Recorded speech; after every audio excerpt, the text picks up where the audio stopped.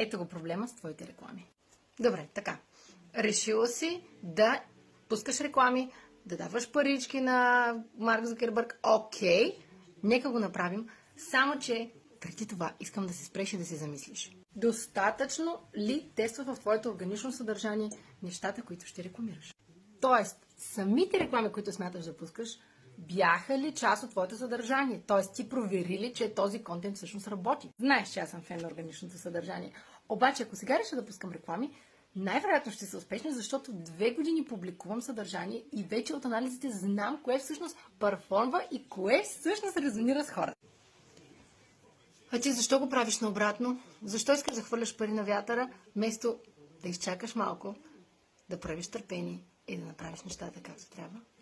Ако имаш нужда от органична стратегия, знам един човек, това му казвам, пие кафе срещу теб.